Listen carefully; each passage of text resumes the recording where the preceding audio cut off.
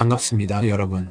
오늘은 6월 3일 지방선거 결과와 서울 부동산 이야기를 해보려 합니다.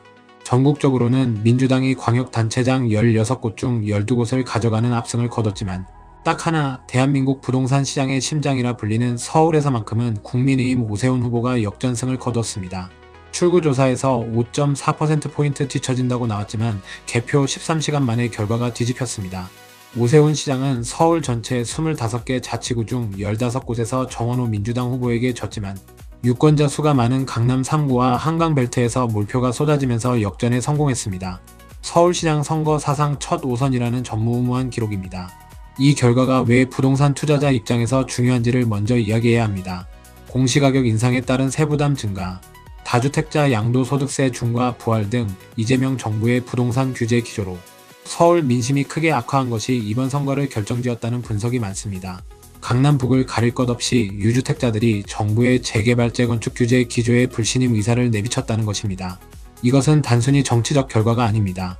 서울 시민들이 재개발과 재건축을 원한다고 직접 표로 말한 것이고 그 민심을 등에 업은 오세훈 시장이 앞으로 4년간 서울 공간을 어떻게 바꿀 것인지가 지금 부동산 시장에서 가장 뜨거운 변수로 올라왔습니다. 오세훈 5기 시정의 핵심 정책이 무엇인지부터 정확히 짚어야 앞으로 어디에 기회가 있는지를 볼 수 있습니다. 가장 핵심은 신속통합기획 2.0 이름하여 쾌속통합 트랙입니다. 추진위원회 구성 단계를 생략하고 사업시행인가와 관리처분인가를 동시에 처리하는 쾌속통합 트랙을 신통 2.0에 도입합니다. 건축계획과 분담금 등을 결정하고 사업시행계획과 관리처분계획을 동시에 진행할 수 있는 가이드라인도 제공할 계획입니다.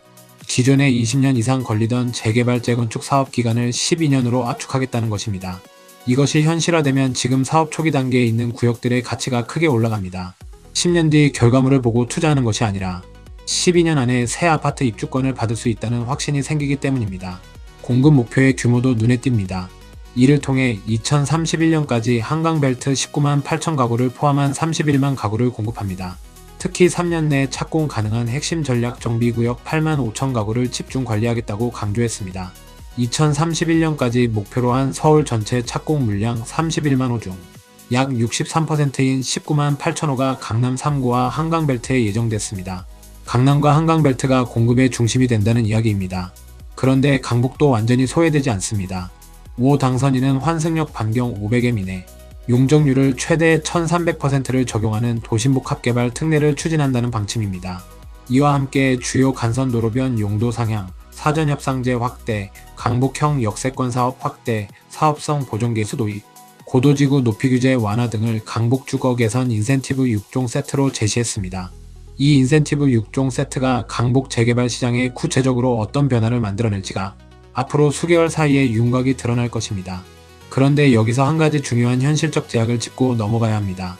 민주당이 서울시의원 선거에서 전체 118석 가운데 81석을 확보할 것으로 전망되고 서울 25개 자치구청장 구도는 민주당 17곳, 국민의힘 8곳으로 재편되면서 5 당선인의 시정 추진에 영향을 미칠 것이라는 분석이 나옵니다. 서울시 정책은 시의회 예산 조례 심의뿐 아니라 자치구와 협력할 수 있어야 집행에 속도를 낼 수 있습니다. 오세훈 시장이 아무리 강력한 재개발 드라이브를 걸어도 예산을 쥔 시의회와 현장을 쥔 자치구청이 협력하지 않으면 속도가 나지 않습니다. 25개 구청장 중 17곳이 민주당입니다. 이것이 투자자 입장에서 반드시 감안해야 할 리스크입니다. 오세훈 시장이 밀어붙이는 구역들 중에서 민주당 구청장과 갈등을 빚는 지역은 사업이 예상보다 더디게 진행될 수 있습니다. 이제 본론으로 들어갑니다. 오세훈 5선 체제에서 가장 주목해야 할 지역들을 하나씩 짚어드리겠습니다. 첫 번째로 봐야 할 곳은 한강벨트입니다.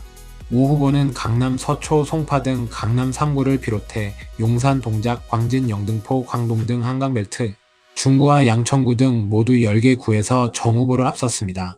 이 한강벨트라는 단어가 선거에서 중요한 키워드로 떠오른 것 자체가 앞으로 이 지역들의 개발이 정치적으로도 행정적으로도 최우선 순위에 놓인다는 신호입니다. 한강벨트에서 지금 가장 주목받는 지역은 흑석동, 고덕동, 목동, 여의도입니다. 흑석동은 오랫동안 재개발을 기다려온 지역으로 동작구에 속해 있고 한강과 가깝습니다. 흑석 뉴타운은 이미 일부 구역이 착공에 들어갔고 나머지 구역들도 속도를 내고 있습니다. 오세훈 시장이 이 지역을 핵심 전략 정비구역으로 지정해 집중 관리하겠다는 의지를 보인 만큼 흑석 뉴타운의 미완성 구역들은 중기적으로 강한 상승 압력을 받을 수 있습니다. 고덕동은 강동구에 속하며 강남 생활권과 연결되는 입지입니다. 고덕 주공단지들의 재건축이 속도를 내고 있고 이 지역은 신축 아파트 공급이 이어지면서 강동구 전체 집값을 견인하는 역할을 하고 있습니다. 목동은 양천구의 핵심입니다. 1980년대 후반에 지어진 목동 신시가지 아파트들이 이제 재건축 정년기를 넘어섰습니다. 초과 이익 환수제와 재건축 연한이라는 규제 장벽이 있지만 오세훈 시장의 재건축 규제 완화 기조가 이어진다면 목동 재건축 사업이 본격적으로 속도를 낼 수 있습니다. 목동은 학군과 교통이 동시에 갖춰진 지역이어서 재건축 완료 시 강남의 버금가는 주거지로 평가받을 가능성이 높습니다. 여의도는 금융 중심지라는 특성의 한강 조망이 더해진 곳입니다. 여의도 아파트들은 재건축 기대감으로 이미 높은 가격이 형성돼 있고 오세훈 시장의 한강 르네상스 프로젝트와 맞물려 재건축이 가속화될 경우 프리미엄이 더 강해질 수 있습니다. 두 번째로 봐야 할 곳은 강남 3구, 특히 압구정과 반포입니다. 강남 핵심지는 지금도 이미 비쌉니다. 잠실 아파트가 48억 실거래를 찍고 50억 시대를 앞두고 있다는 이야기는 앞서 드렸습니다. 그런데 오세훈 시장의 재건축 드라이브와 공급 목표의 63%가 이 지역에 집중된다는 사실은 기존 재건축 예정 단지들의 희소성을 더욱 키웁니다. 압구정 현대아파트, 대치동 음마아파트, 반포 주공아파트 등은 재건축 사업이 어느 단계까지 왔느냐에 따라 가치가 천차만별입니다. 지금 조합 설립이 완료되고 사업 시행인가를 앞둔 단지들은 오세훈표, 쾌속 통합 트랙의 직접적인 수혜를 받을 수 있습니다. 반면 아직 추진위원회 단계에도 못 미친 단지들은 12년 사이클이 시작되기까지 시간이 더 걸립니다. 이 단계 차이를 정확히 파악하는 것이 강남 재건축 투자의 핵심입니다. 세 번째 주목 지역은 세운지구와 그 일대입니다. 오 시장의 연임으로 종묘 앞 세운지구 초고층 빌딩 재개발 사업이 다시 추진 동력을 확보할 전망입니다. 서울시는 세운지구 재정비 사업을 비롯해 용산국제업무지구 조성, 역세권 활성화 사업 확대 등을 속도감 있게 추진할 것으로 예상됩니다. 세운지구는 종로와 중구에 걸쳐있는 도심 한복판입니다. 수십 년째 개발이 지연됐지만 초고층 복합 개발로 방향이 잡히면서 도심 내 새로운 부동산 핫스팟이 될 수 있는 잠재력이 있습니다. 이 지역 인근의 빌라, 상가 건물들은 개발 기대감이 가격에 아직 충분히 반영되지 않은 곳들도 있기 때문에 발품을 팔아 개별 물건을 분석하는 투자자들에게는 관심 지역입니다. 네 번째는 용산입니다. 오 시장이 가장 먼저 마주한 현안 중 하나가 용산국제업무지구 조성이라는 대형 개발 사업입니다.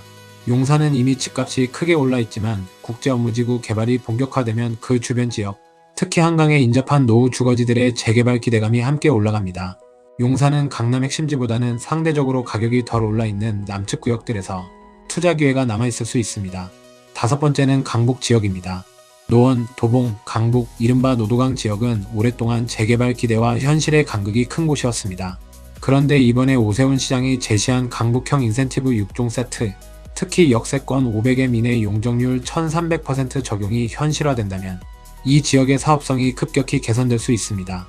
노원 상기 뉴타운, 도봉 창동 일대, 강북 미안 뉴타운 등은 사업성 부족으로 진척이 덜했는데 오세훈 시장이 강북을 살리겠다는 정치적 의지를 공약으로 내건 만큼 이 지역에 대한 행정적 지원이 강화될 가능성이 높습니다.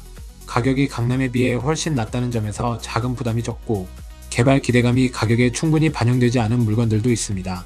다만 강북구청장 대부분이 민주당이라는 점에서 행정협력 문제가 있을 수 있고 사업성 개선 인센티브가 실제로 조례나 도시계획으로 실현되기까지 시간이 걸린다는 점은 감안해야 합니다. 이제 투자자 관점에서 가장 현실적인 접근법을 정리해 드리겠습니다. 오세훈 5기 시정의 혜택을 받으려면 먼저 세 가지 원칙을 이해해야 합니다. 첫째는 사업 단계입니다. 재개발 재건축 투자에서 가장 중요한 것은 지금 내가 사려는 물건이 어느 단계에 있는가입니다. 쾌속 통합 트랙의 혜택을 받으려면 이미 신통계획에 들어가 있는 구역이어야 합니다.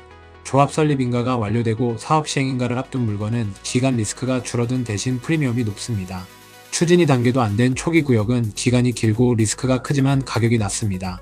이 트레이드 오프를 내가 감당할 수 있는 기간과 자금에 맞게 설정해야 합니다. 둘째는 구청장의 정치적 성향입니다.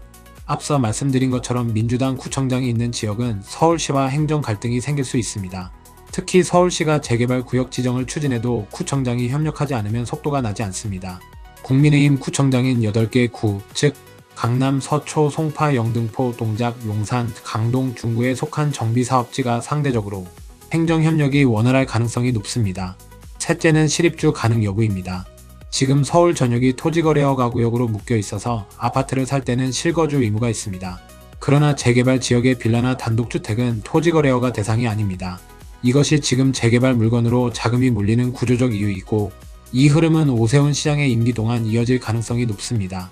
마지막으로 오세훈 5선 부동산 시장의 리스크도 솔직하게 말씀드려야 합니다. 아무리 서울시장이 재개발을 밀어붙여도 중앙정부가 초과이익 환수제, 양도세 중과 종부세를 그대로 유지하면 사업성이 개선되기 어렵습니다.